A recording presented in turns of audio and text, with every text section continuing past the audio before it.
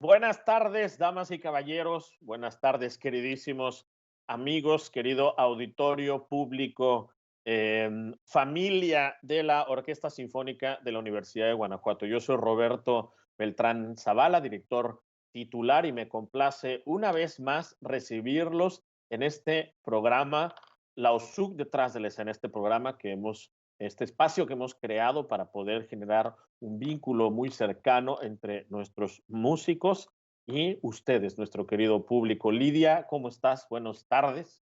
Muy buenas tardes, pues todo muy bien. Espero que también para todos ustedes quienes nos acompañan el día de hoy. Agradecemos, por supuesto, su paciencia ahorita en lo que resolvimos unos asuntos técnicos y me da muchísimo gusto presentarles el día de hoy nuestros dos invitados muy elegantes el día de hoy, se me hace, los dos caballeros. Tenemos de la sección de fagotes que toca fagot y contrafagot en la orquesta, Alan Monahan. Alan, ¿cómo estás? Muy bien, gracias. Muy bien. Y también de la sección de trompetas tenemos a Cayetano Hernández. Cayetano, ¿cómo estás? Hola, muy bien, gracias, todo muy bien, gracias, contento de poder compartir esto con nuestro público que nos apoya muchísimo. Muy bien. Una pregunta preliminar que solemos hacer a nuestros invitados es de cuánto tiempo ya tienen tocando en la orquesta. Alan, ¿cuántos años ya tienes con la OSUC? Bueno, primero es que yo empecé con la Filarmónica del Bajío en 1986. Entonces, técnicamente hubo una fusión con la Filarmónica, con la Sinfónica en 1991-92. Entonces, yo llevo 34 años aquí en Guanajuato tocando fagot y contrafagot. Híjole. ¿Y para ti, Cayetano? ¿Cuándo llegaste a la Voy a cumplir 14 años ahorita en marzo, abril, cumplo los 14 años. Estaba en Pachuca, me vine para acá, para Hidalgo, me vine para acá en Guanajuato. Yo solo venía por 3 meses y ya llevo 14 años. Qué barbaridad. Bueno, pues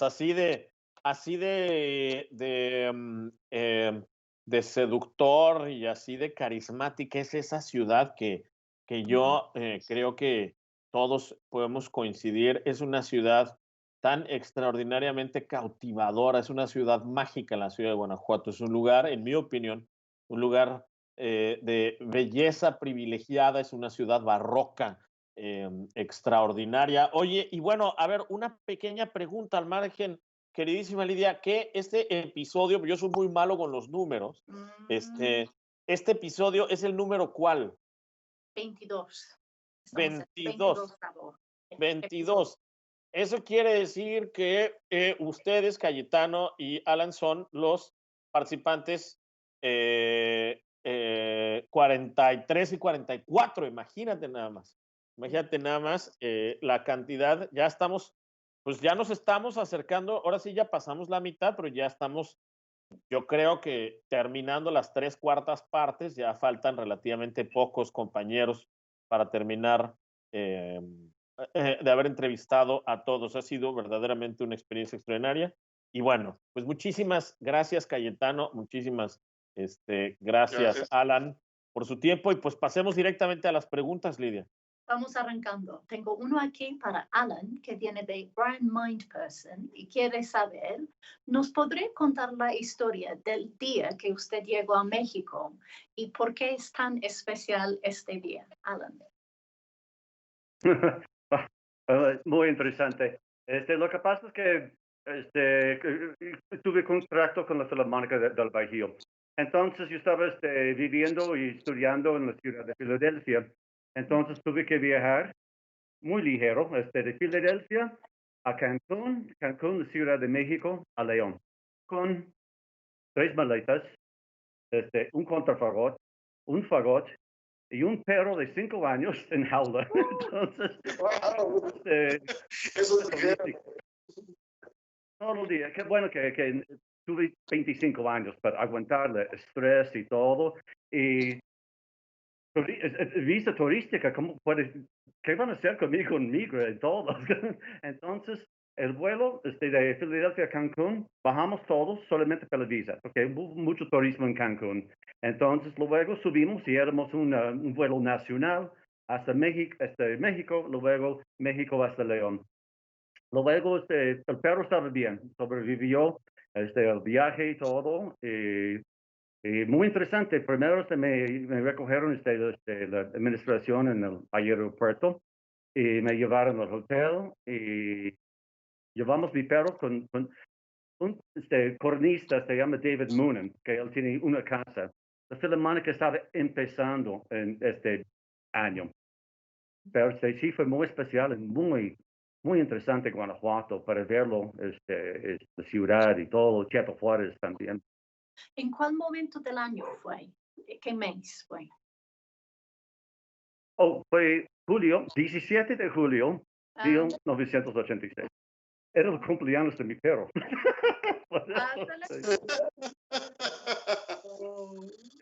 Ya se murió. Es que si no, va a tener como 40 años.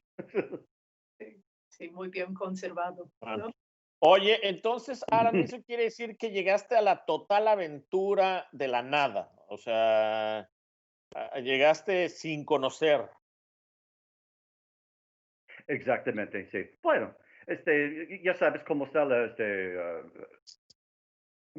no hubo celulares en 1986, no hubo computadores, no hubo nada para comunicar, solamente un amigo en Filadelfia conocía la ciudad, me explicó algunas cosas y nada más. Entonces, ¿Ya hablabas? éramos sobrevivientes. Sí, ¿y ya hablabas español antes de llegar aquí o aprendiste llegando? Oh, well, tuvimos español en la escuela, en la prepa, pero nadie estaba prestando atención porque en Pensilvania en los 80 no hubo latinos, entonces no necesitamos hablar español en Pensilvania. Ahora sí, hay muchos latinos que viven en mi ciudad y te conviene. Sí. Pero básicamente tuve que aprender español aquí en Guanajuato. Muy bien. Pues muchas gracias. Bueno, pues la siguiente pregunta la hace Fabián C. Y es para Cayetano. Cayetano pregunta, Fabián, como parte de una sección de metales, ¿qué es lo más retador para ti como trompetista al alternar con tus compañeros de sección? Es una muy buena pregunta. Lo interesante para mí o lo importante es poder transmitir mis indicaciones hacia la orquesta, hacia mis compañeros, en dado caso de que estamos haciendo cosas, ya sea en primera, segunda, tercera posición, o sea, poder jalar a lo que hago, que sea interesante para ellos también, que digan, bueno, sí me gusta ese camino y poder seguirlo, ¿no? Que sea claro, que sea muy seguro y poder sentir el apoyo de toda mi sección, ¿no? De todos los que sean de metales, porque precisamente si yo empiezo a tocar muy claro, ellos me empiezan a seguir, ¿no? Esa es una parte muy básica para mí. No sé si está claro o... Claro, o sea, la claridad digamos, en la comunicación al interior de la sección. Exacto. Independientemente si no nos hablamos personalmente, pero musicalmente es lo que importa. Entonces, musicalmente, si yo transmito algo o hablo, digo un idioma o una manera de decir las cosas y poder transmitirlo y ellos que lo acepten como algo bueno y poder hacerlo ellos, eso es genial para mí. Eso es lo importante. Claro, claro. ¿Nos pudieras aclarar un poco? Pues dentro de la sección de trompetas, circunstancias normales son 3 tocando, ¿no? En repertorio, sí. Lo más típico. ¿Cómo son los papeles de cada parte? Porque están tocando cosas como muy parecidas o es distinto lo que es tu función dependiendo de la voz. Es dependiendo el compositor, dependiendo el director, también él influye mucho en ocasiones. A veces tienen gustos muy personales, que sabes que yo quiero aquí colores diferentes. Entonces, el poder transportar o crear algo se hace en el momento. Para mí influye mucho eso, ¿no? Entonces, si yo en la posición, ejemplo, estoy tocando Haydn, voy pegado al timbal. Si estoy tocando mal, estoy pegando de repente al coro a la cuerda o a la primera trompeta, o si estoy tocando principal, ahí estoy a la primera flauta o al contrafagot. En ocasiones estoy así. Entonces, si estoy tocando cuarta trompeta, lo mismo. Si estoy tocando algo de Stravinsky o algo de, no sé, o sea, también es diferente el papel. La cosa es poder escuchar, poder estar atento en la música, qué te transporta, qué te transmite o qué quiere transmitir el compositor. Y poner un granito de arena. Gracias. Muy lindo. Muchísimas gracias. Gracias. ¿Tendrás por ahí, Roberto, una pregunta para los muchachos? Algo quizás un poco sorpresivo. ¿A poco ya es mi pregunta sorpresa? Perdón. Sí, por supuesto.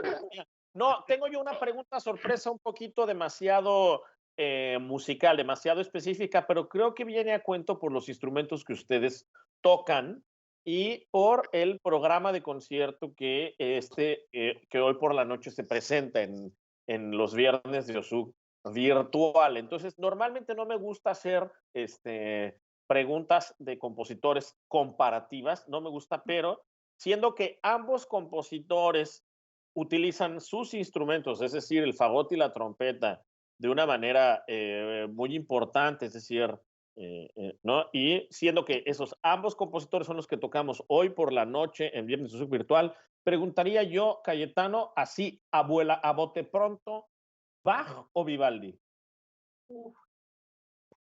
Es difícil. Bach, ok, muy bien. Alan, ¿Bach o Vivaldi? Bach. Bach. Bach, sí. Ok, ¿por qué lo pregunto? Porque evidentemente Bach tiene históricas partes escritas para trompeta, como por ejemplo la cantata 51, que es para soprano y trompeta, pero también las partes de trompeta de, por ejemplo, el Magnificat o el Oratorio de Navidad. Es decir, siempre es música muy difícil, muy retadora, y lo mismo para el fagot cuando tiene que doblar un bajo continuo muy difícil. Y simultáneamente, Vivaldi tiene pues en sus conciertos per molti instrumenti tiene partes de trompeta interesantes, tiene partes de fagot interesantes, pero también Vivaldi tiene un concierto para dos trompetas muy famoso y tiene varios conciertos para fagot que son todos verdaderamente geniales. A mí los conciertos para fagot de Vivaldi me fascinan. Por eso pregunto, me parece dos compositores interesantes precisamente para un trompetista y un fagotista, Bach y Vivaldi. Esa era, pues, mi pregunta sorpresa. Un poco aburrida, pero creo que viene a cuento. Muy bueno, muchas No, gracias. no para nada. Sí, muy bueno. Perdón, ¿sabes que yo dije Bach hoy? Porque acabo de rápido, quito la historia del contrafagot. Es muy antigua. Uno de los primeros compositores que estaba usando Bach, contrafagot, digo, es Bach en St. John Passion. En la Pasión de San Juan. Por eso, Vivaldi nunca hay contrafagot, no creo. No. Pero para Bach, sí.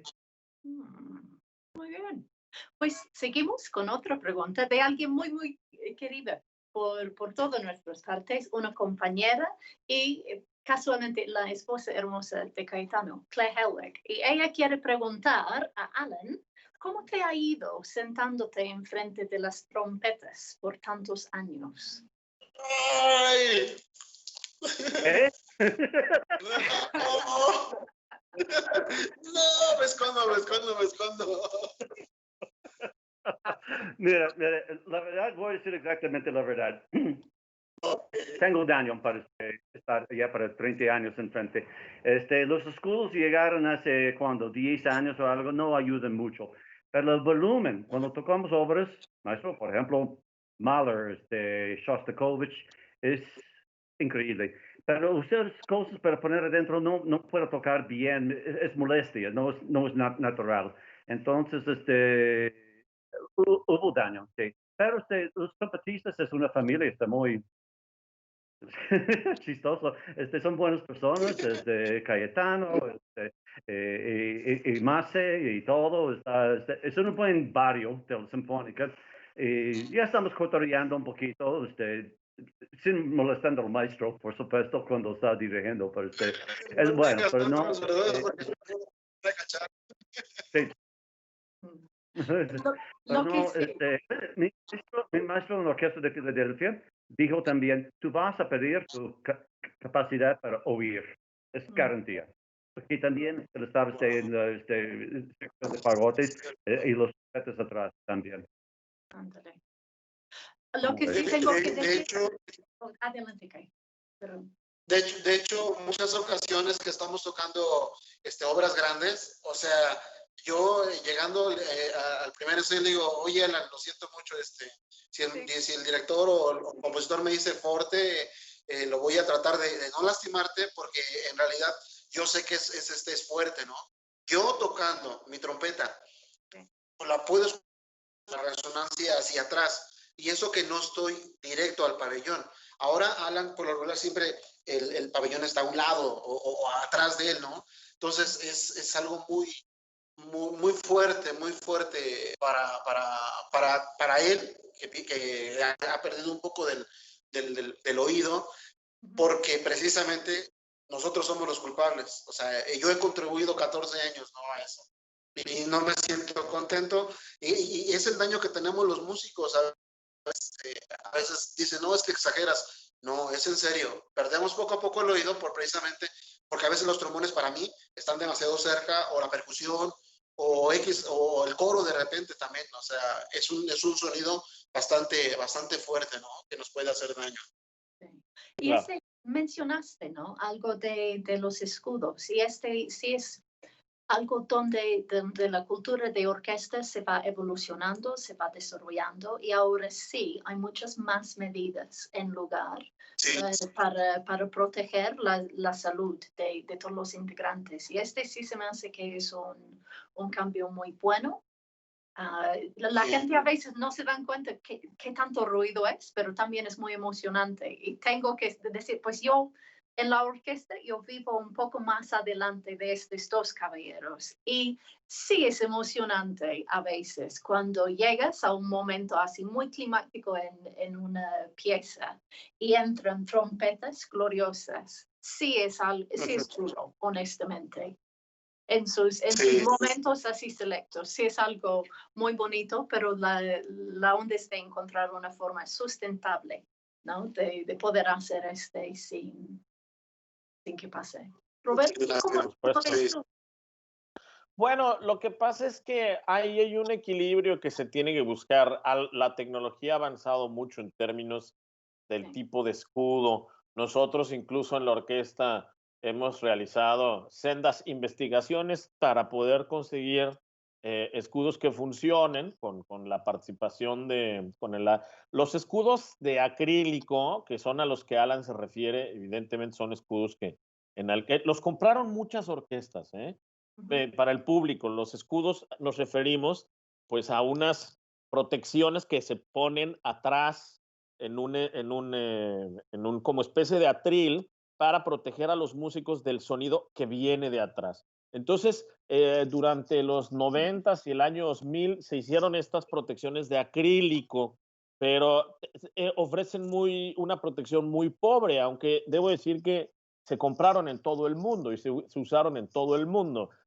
Ahora las que nosotros tenemos es una protección que ofrece comprobadamente una protección en nivel de decibeles bastante sustancial, que es un material múltiple y digamos rodea un poco la cabeza, y entonces aparte que el material es un material aislante mucho más potente, rodea un poco la cabeza y protege mucho más a los músicos. Ahora, protegerlos al 100% es imposible, porque finalmente estamos, sobre todo cuando hacemos Shostakovich, Mahler, cualquier cosa orquesta grande, es imposible una protección al 100%, pero se puede proteger mucho más. Estos escudos de los que estoy hablando también permiten, a ver si la producción puede subir una foto en los comentarios para que vean de qué estamos hablando. También permiten que en un momento de muchos decibeles, el músico puede incluso hacer la cabeza para atrás y de cierto modo resguardar los oídos dentro del escudo. ¿No? Sí, así Ahora, sí, ahora, nosotros tenemos unos buenos escudos. También hay escudos extraordinarios de lujo.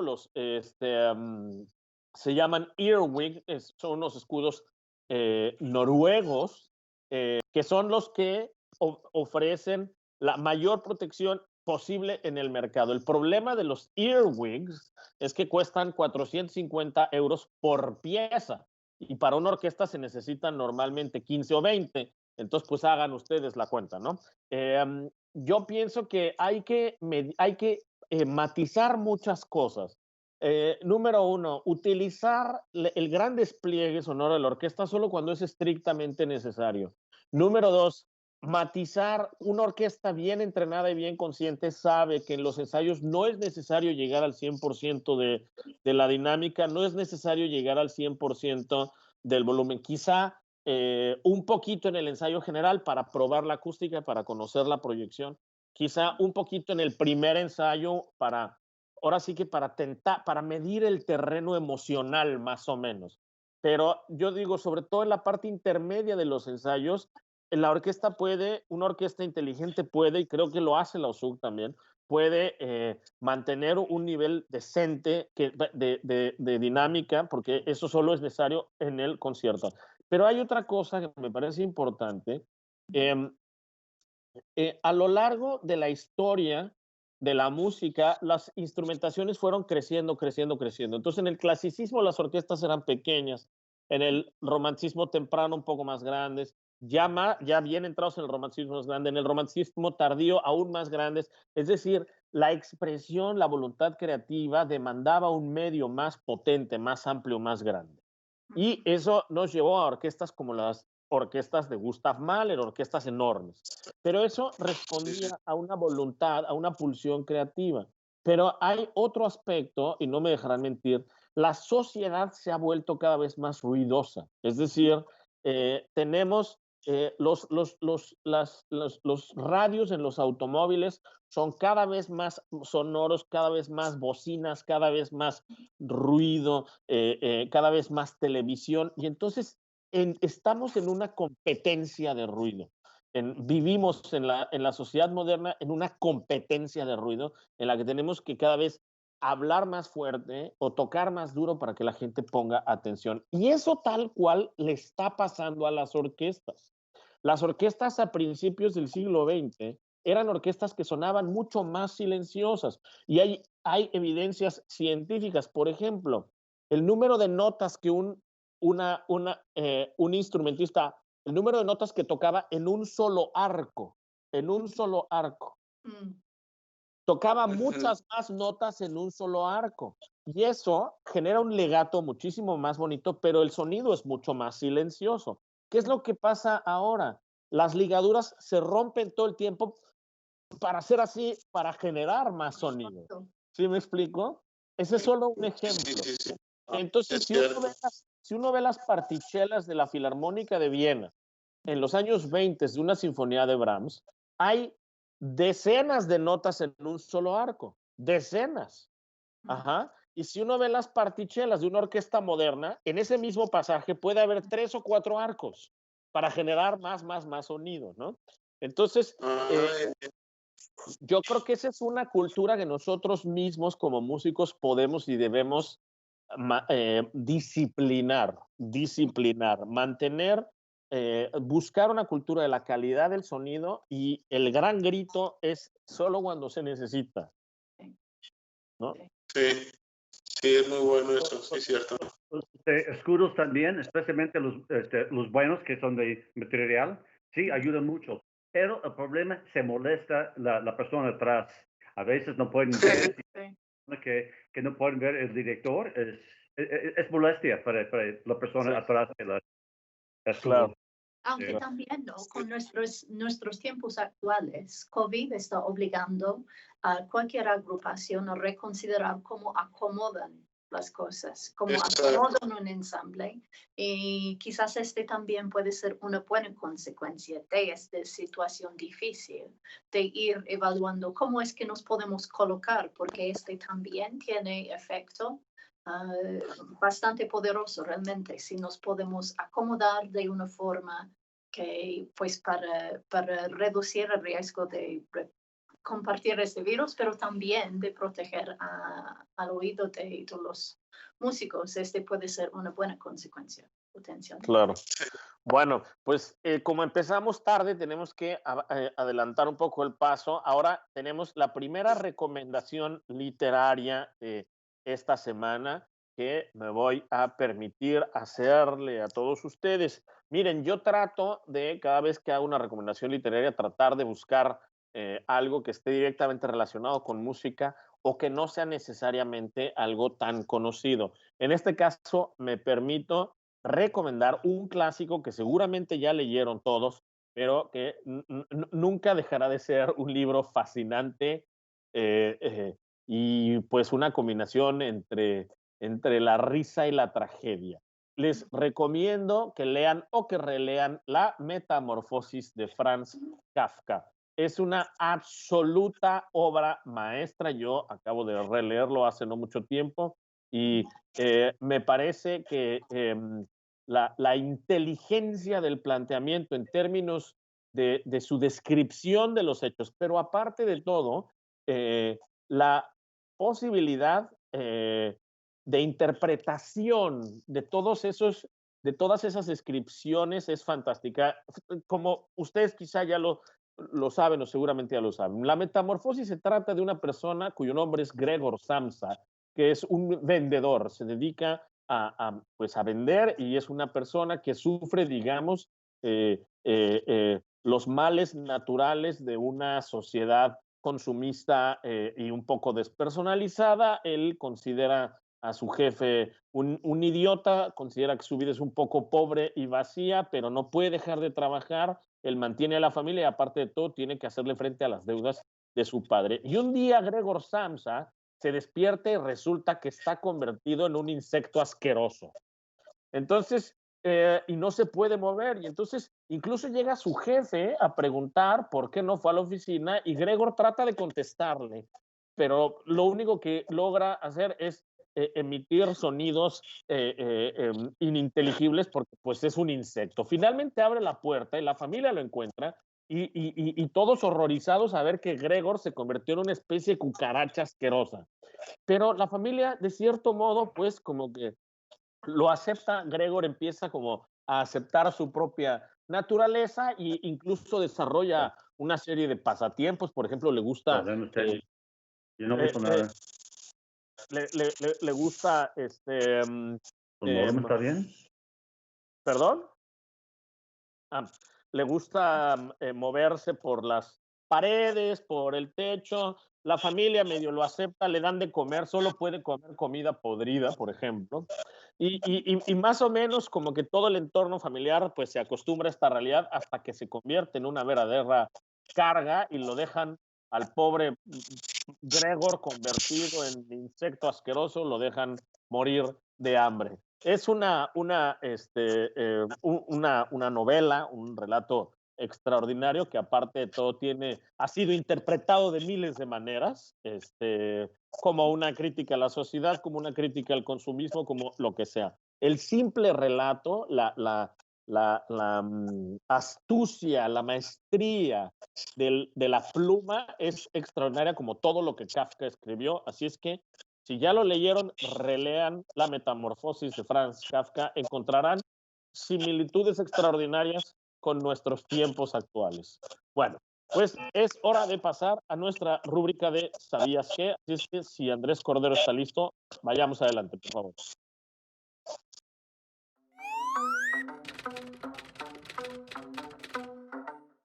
¿Sabías que más del 90% de las obras programadas por orquestas son escritas por hombres compositores? Sí, es verdad, Menos del 10% de la música orquestal que escuchamos es escrita por mujeres. Soy Roman Yerian, violinista de la USUC. Me gustaría hablar sobre algo en la música que me preocupa: la falta de mujeres compositoras programadas por orquestas en todo el mundo. Hasta ahora, yo puedo contar en una sola mano las veces que he tocado algo escrito por una mujer. Y eso después de 23 años tocando el violín. ¿Por qué? Yo empecé a buscar. ¿Y sabías qué? Hay muchísimas compositoras, desde hace cientos de años y sí ahora mismo. No nos faltan compositoras, pero ¿cuánto las escuchamos?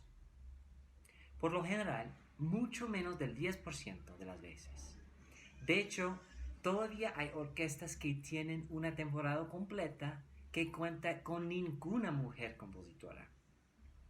Por un análisis elaborado por Done, Women in Music, podemos ver las estadísticas sobre 15 orquestas importantes en 4 continentes. Durante la temporada 2018-19, estas 15 orquestas programaron más de 3.500 obras musicales. 82 fueron escritas por mujeres, 3.442 por hombres. Es decir, solo 2.3% de la música escuchada estuvo escrita por mujeres.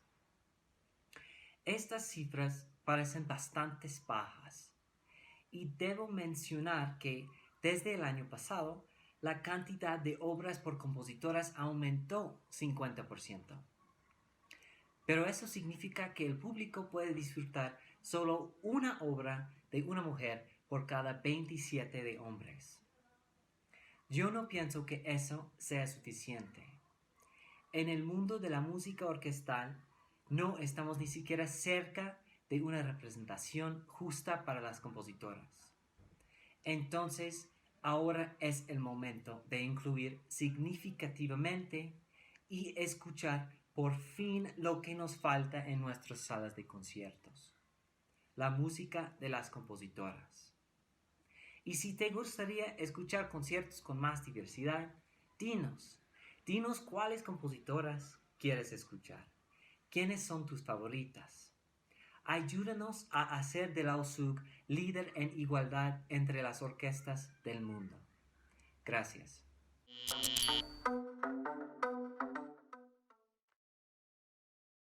Pues muchas gracias a nuestro compañero Román por su explicación, y sigo yo con una recomendación literaria. El día de hoy, un hombre que sus cuentos han acompañado toda mi vida.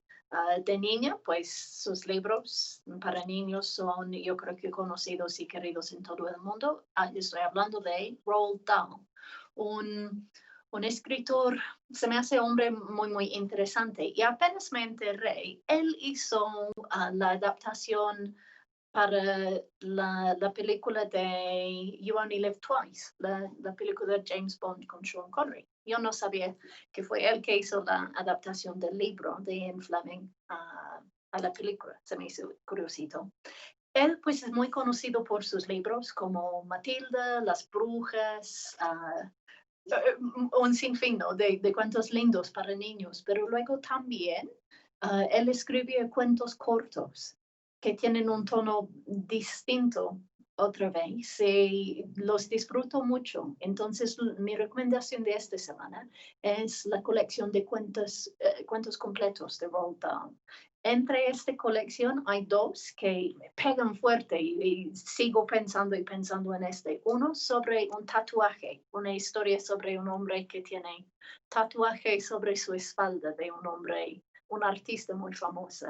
Y luego hay otra historia sobre un taxidermista. No quiero delatar, pero recomiendo mucho. Se me hace que es un escritor muy, muy interesante, que toma sus experiencias como piloto durante la Segunda Guerra Mundial, y que le dispararon y bajó su avión en medio del desierto y sobrevivió. Tenía una vida enorme, creó un mundo enorme con sus cuentos, no solo para niños, sino también para adultos. Entonces, mi recomendación muy amplia son los cuentos completos de Roald Dahl. Muchísimas gracias. Extraordinaria recomendación. Ya están surgiendo por ahí los comentarios sobre la gran recomendación y sobre, en especial, Roald Dahl.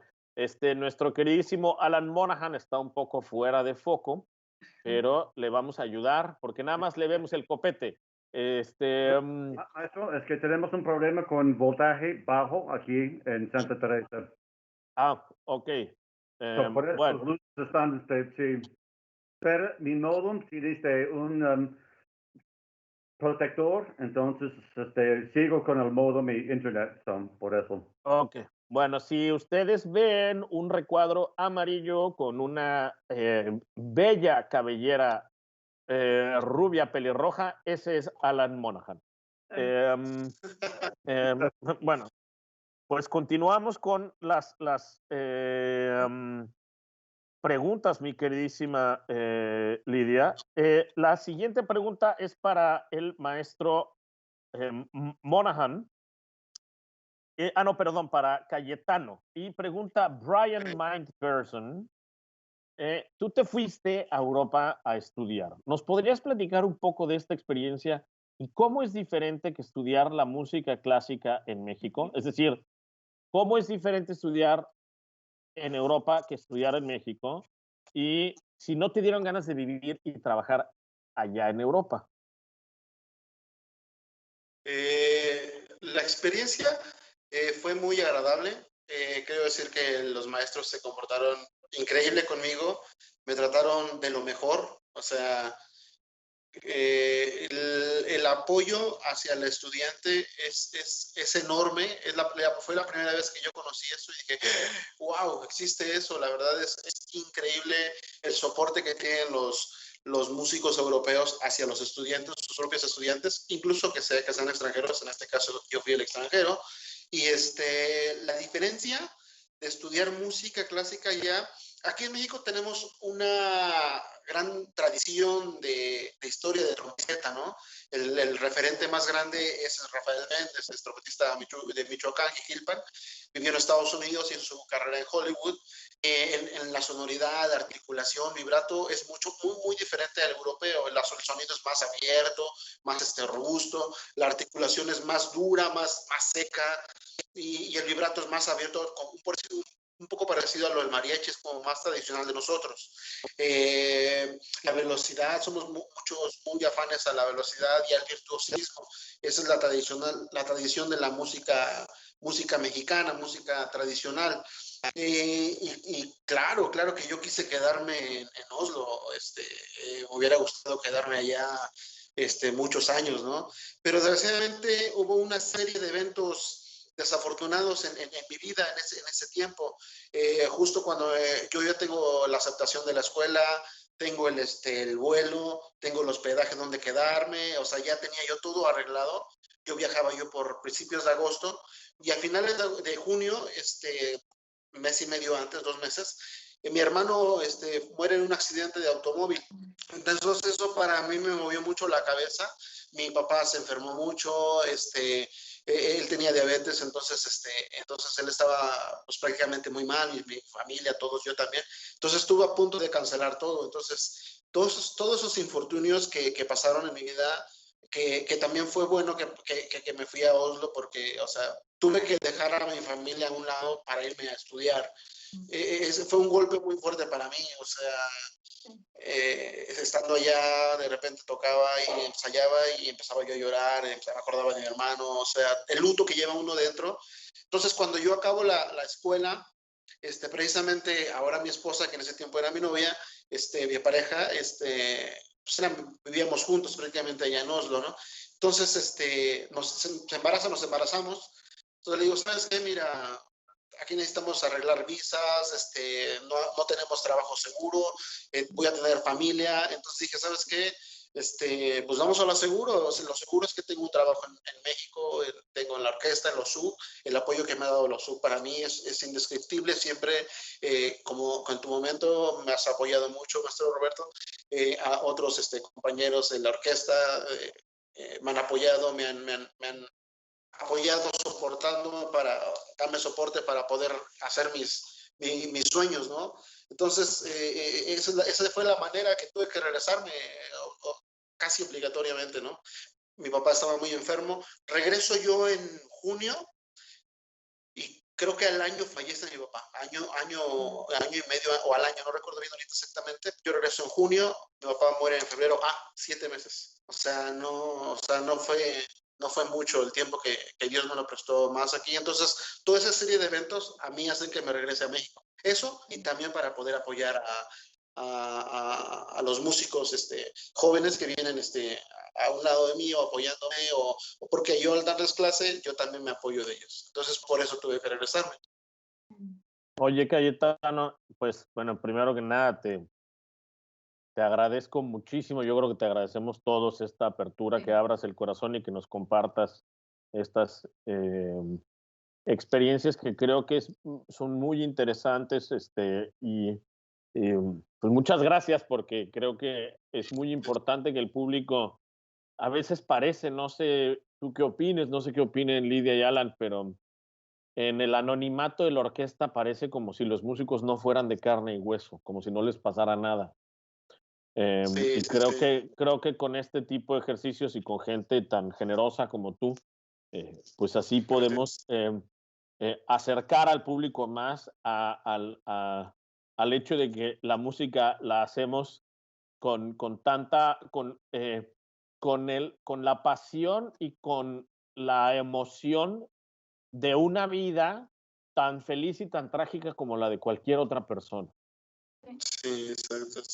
Y Gracias, que gracias, a gracias. veces nos obliga de hacer decisiones difíciles, ¿no? Precisamente, ¿no? Que hay la elección de seguir lo que es que amas hacer, pero a veces el precio por hacer es alejarte de la gente que más quieres. Y no es algo a lo ligero, es algo para todos que pasamos por esta decisión, pues es algo complicado, algo difícil. Claro. Sí, sí. Pues Gracias. seguimos Ok. con la próxima pregunta que tengo de Mónica Esqueda y que va dirigida a Alan. Y ella quiere saber, a mí me gustaría saber, ¿qué nos puedes decir del contrafagot? Me parece un instrumento fascinante, pero sé muy poco de él. En México se puede aprender a tocarlo y hay obras en las que sobresalga su sonido del contrafagot. Bueno, sí, obviamente tiene que empezar con el fagot. Y luego con el fagot es un poquito más difícil para encontrar el instrumento. Es que en los 80, por ejemplo, hubo muy pocos orquestas con contrafagot. Ahorita con las nuevas escuelas, por ejemplo, Central Fox tiene para los niños 2 contrafagotes. Yo creo que en el conservatorio en Toluca tiene contrafagot también para estudiar para los alumnos. Tiene que llegar a un nivel, yo no empecé con contrafagot hasta 18, 19 años, pagó con 13. Entonces, un niño de 13 años no puede dar un contrafagot. Es enorme el instrumento, las manos también tienen que ser un poquito más amplios y todo para pero sí, como el país está progresando, los orquestas también, hasta Filarmónica de Jalisco tiene un contraforte que cuesta, ¿cuánto? Como $60,000.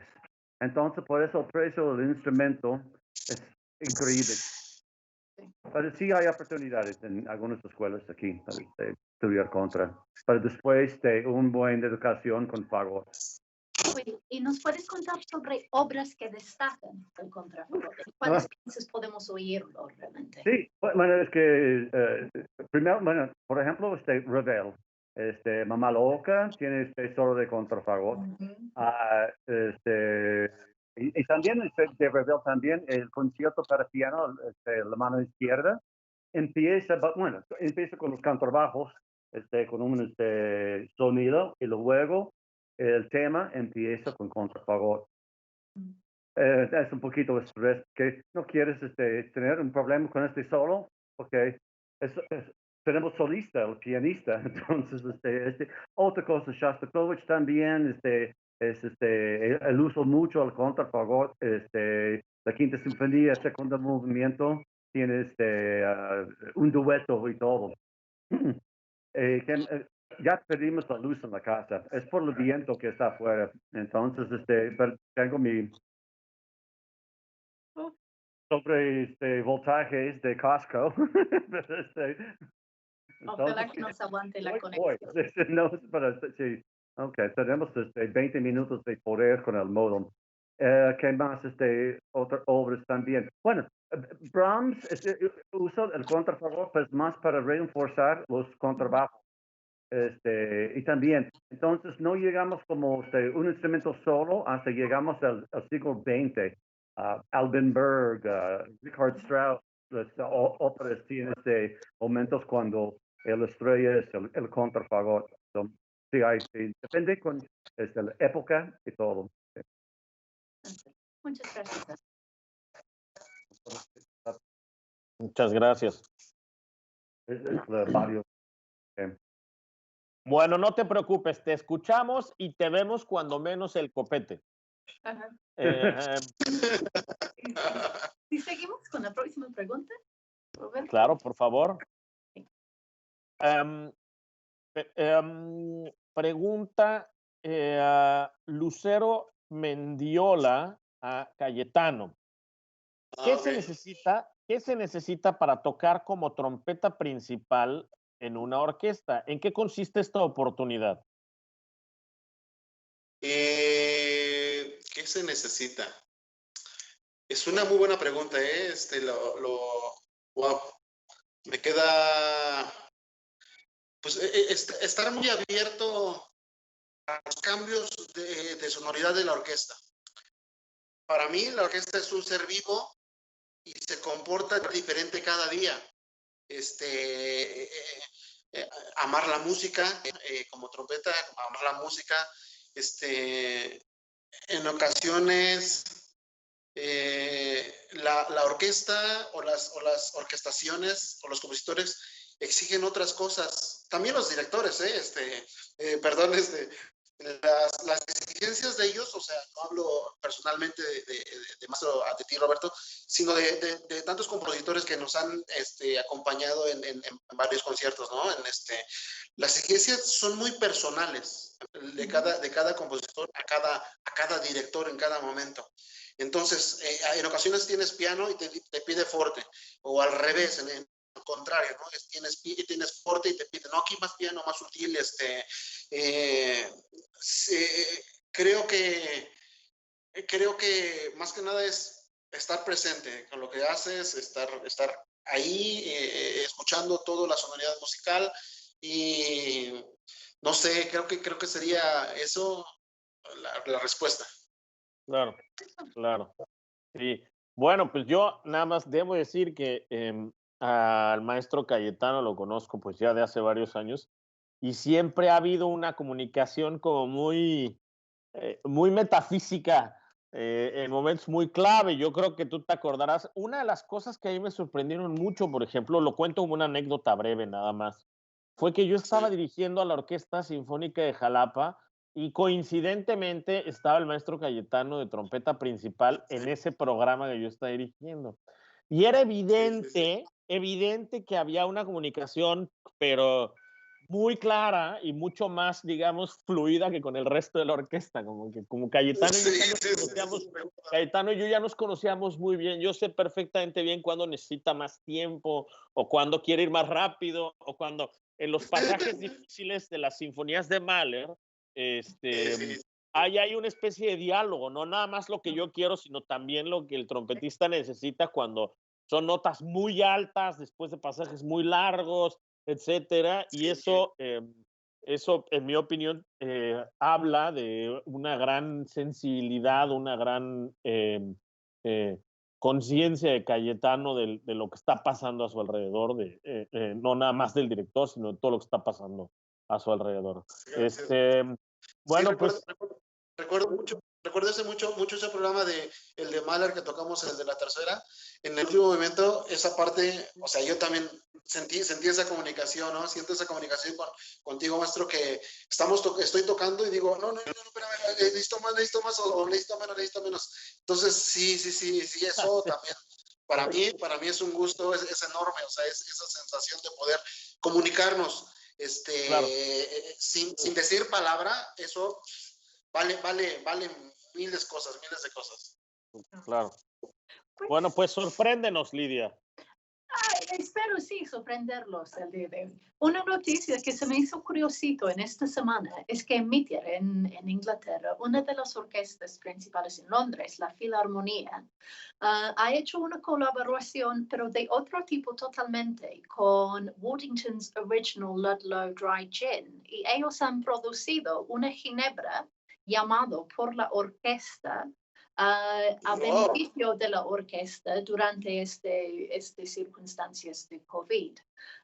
Si fuéramos a hacer una tal colaboración aquí en Guanajuato, a los tres caballeros, ¿cuáles serían su preferencia de bebida? De lo que viene a mente aquí local, pues tenemos coralejo, tequila, tenemos ron, hay también vinos muy buenos por esta región o otra cosa. ¿Cuál sería su alcohol de preferencia para una colaboración OSUG? Alan. Yo no tomo. Yo tampoco. Bueno, yo creo que un tipo de... Vamos a poner un nombre de tequila con Osug o algo. Tequila. Puede ser. Actualmente yo tomo bourbon. Bueno. Pero los especialistas son los trompetistas para hacer Exacto. este asunto para nosotros. Exacto. ¿Qué alcohol sería representativa para los OSUG? Para mí, para los sub, no sé, podría ser, sí, se podría hacer con tequila o también con mezcal, no sé, no sé, sería eso. ¿Y tú, Roberto, algo viene a mente? Bueno, una bebida muy tradicional de Guanajuato capital son naturalmente las famosísimas aguas locas. Entonces podríamos hacer una serie de aguas locas o SUG, pues de distintos sabores, ¿no? Pero bueno, pero para ocasiones más formales, pues yo diría que tendríamos que hacer un vino tinto o SUG.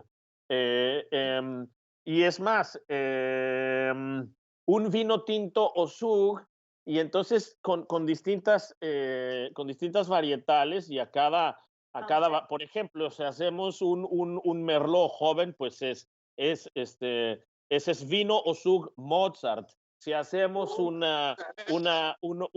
Merlot Cabernet, Sauvignon con 12 meses en barrica, pues ese es un vino o SUG Mahler, por ejemplo, ¿no? Y así hacemos toda una serie de vinos OSUG. Es más, voy a explorar la posibilidad. Excelente. Me apunto con la primera botella. Y dicen, yo lo tomo. Bueno, pues estamos ya a punto, estamos llegando ya al final. Hay una pregunta más dirigida a don Alan Monahan, de Antonio Torres. Alan, ¿cuáles son los aspectos que le hicieron decidir por su residencia aquí en México? Bueno, lo que pasa es que yo estoy aquí para el trabajo, para tocar en orquesta sinfónica. Cuando salí del conservatorio en Filadelfia, somos 85% desempleados. Lo único peor es un actor profesional saliendo. Entonces, todos están buscando. Los Estados Unidos está llenísimo con músicos. Entonces, estamos primero a Canadá. Luego, ellos cambiaron las reglas, solamente audiciones nacionales.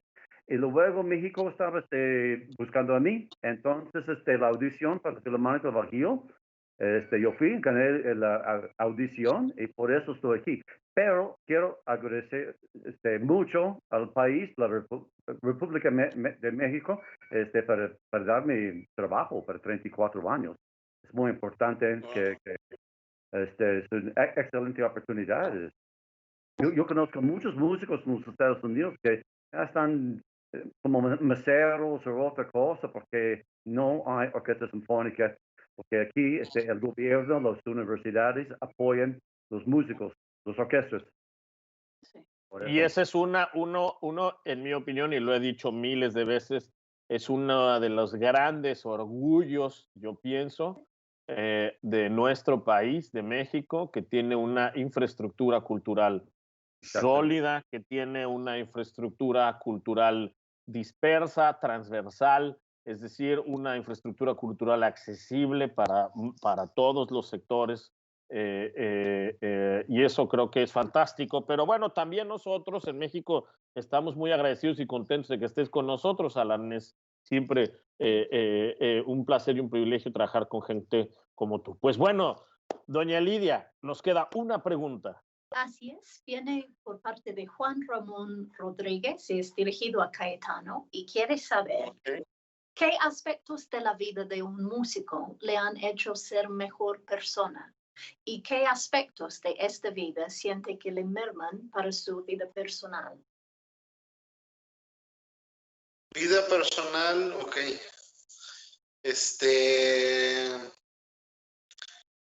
Lo que más me ha ayudado a mí es dar clases a niños. Apoyaba a varios alumnos en León. Eso, entonces, para mí, poder conectarme con los niños musicalmente y hacer que se olviden de los problemas de casa, porque siempre todos tenemos problemas. Entonces, eso me ha ayudado mucho a mí a poder desarrollarme de esa manera. ¿Y qué me merma, qué me quita en la vida personal o en la vida musical? También porque también son las dos cosas, no están unidas. En la musical, meter mis pensamientos cuando estoy tocando y empezar a meter cosas en la cabeza, ¿no? Y no estar al 100% enfocado o presente en el escenario, lo que tengo que hacer en ese momento, es lo que me quita, me merma para mí, me quita manera de poder interpretar, hacer mi mejor René en ese momento. Y en la vida personal, no sé,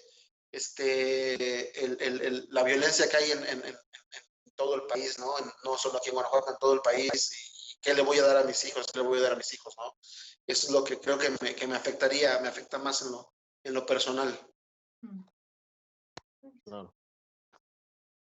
Muchas gracias, Cayetano. Bueno, pues estamos ya en la recta final de este programa. Antes de pasar a la despedida formal, quiero rapidísimamente agradecerles de nuevo a Alan Monahan, Cayetano Hernández por su tiempo, por su cariño. Pero antes de que nos despidamos, como siempre, llegó el momento de el dato curioso de la semana, cortesía de Juan Carlos Urda Pilleta, el bibliotecario que lo sabe todo. Don Juan Carlos comparte con nosotros lo siguiente. El día de hoy celebramos en México el inicio de lo que conocemos como la Revolución Mexicana, el gran movimiento armado, social e ideológico cuya trascendencia ha marcado a nuestra nación. Pero a tan solo 24 horas de distancia, el destino ha querido que tengamos un aniversario un poco más tranquilo, sin balas ni cañones.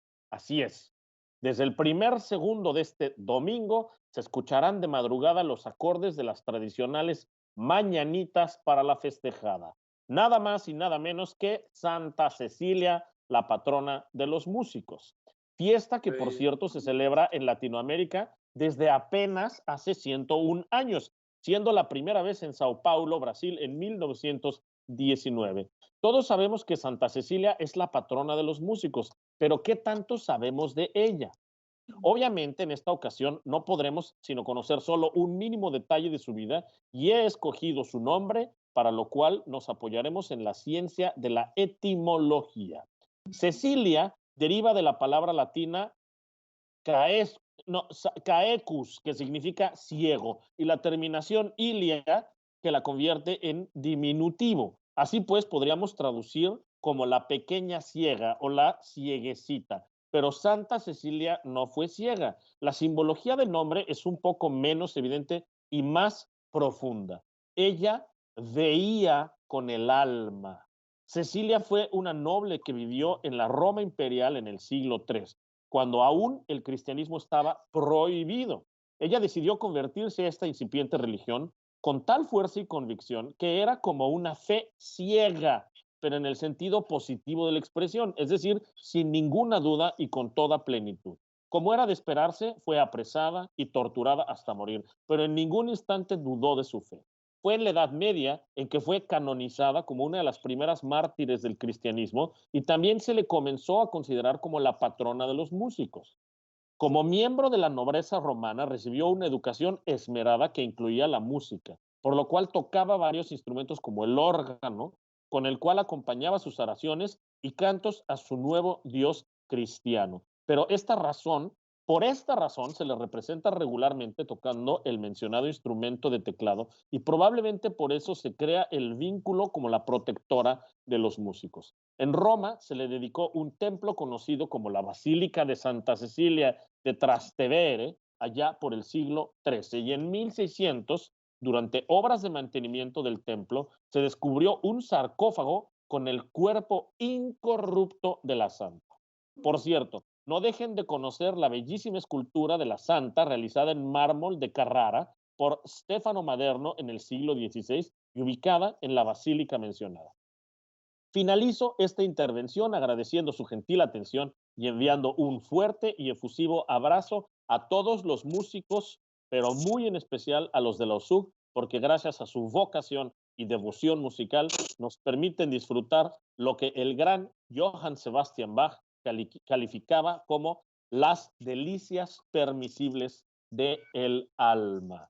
Esa es, pues, el dato interesante, dato curioso de la semana, cortesía de don Juan Carlos Urdapilleta, el bibliotecario que lo sabe todo. Muchísimas gracias desde aquí, muchas gracias a don Juan Carlos. Y ahora sí, Lidia, ¿quién tenemos la próxima semana? En la próxima semana de la sección de violines tendremos a Carlos López y nuestro tecladista residente, Iván Figueroa. Entonces vayan pensando en las preguntas que quieren dirigir a estos caballeros. Y Roberto, cuéntanos del concierto esta noche a las 8 en punto. Hoy en punto de las 8 de la noche, no se pierdan el viernes de OSUG virtual. Hoy tenemos el programa Los Últimos Grandes del Barroco, en donde estaremos presentando obras de Johann Sebastian Bach y Antonio Vivaldi, como ya lo mencionamos, y el programa estará a cargo de nuestros compañeros Bruno Mente al cello solo y un ensamble conformado por Fidel Berrones y Catherine Ramírez en el violín, Betsabe Jiménez en la viola, Luis Barajas en el cello, Guillermo Caminos en el contrabajo y Miguel Espinosa en el chémbalo. Bach y Vivaldi hoy en la noche. Queridísimo Cayetano, muchas gracias por tu tiempo. Gracias. Y por tu generosidad, por todo lo que nos platiques. Gracias, gracias, Cayetano. Gracias, igualmente, gracias por la invitación. Fue un honor, fue un gusto poder compartir esto, que es la presencia de la orquesta. Y queridísimo Alan, muchísimas gracias, no solo por tu tiempo, no solo por tu cariño y por compartir con nosotros tus pensamientos, tus emociones, tus ideas, sino también por todo el esfuerzo que ha significado, a pesar de que se fue la luz, se cayó el atrín, etcétera. Ahí estás, en cuerpo y alma. Nosotros nada más vemos el copete, pero ya sabemos que ahí estás. Muchísimas gracias, queridísimo Alan. Muchas gracias, maestro. Muchas gracias. Gracias por estar aquí con nosotros. Bueno, pues ahora sí nos despedimos, queridísimo público. Espero que se les haya abierto el apetito, que estén a punto de sentarse a comer. Nos vemos hoy a las 8 de la noche y la próxima semana en punto de las 12 del día. Gracias a todos. Andrés Cordero en los controles, muchas gracias y nos vemos. Que tengan buen fin de semana.